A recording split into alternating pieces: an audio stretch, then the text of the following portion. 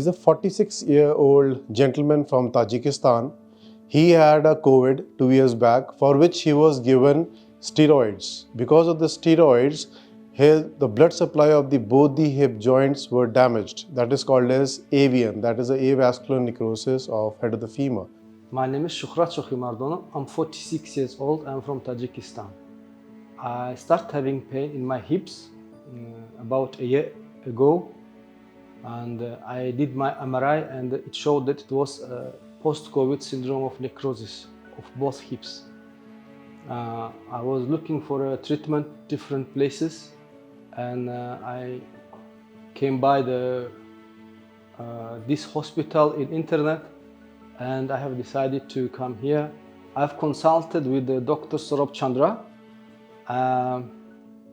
After arriving to hospital first day, at the same time I did all my necessary testing, and the decision was taken that next day I will be going through the surgery.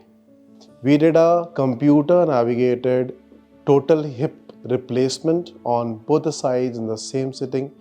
Because of the computer navigation, we were able to do the surgery with a very small incision. With a very small incision, we opened up the hip, did the surgery. We did not open the muscle too much, and we were able to manage to get all the implants inside without tearing the muscles.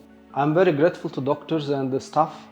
They are really professional and doing the job in a high level.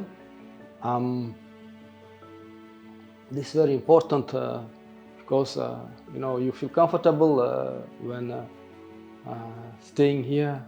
As I told you, I don't feel like I'm alone, and all the support necessary are provided by the hospital and by the staff. Staff are very professional and giving all the necessary support. Patient walked next day in the morning after the surgery, and he did stairs one day after that. Patient is very comfortable, his walk has improved, the limp has gone away, patient has got no pain. Because of that, the recovery is much faster. I have told the patient to walk without a stick even after 7 days after the surgery. Thank you.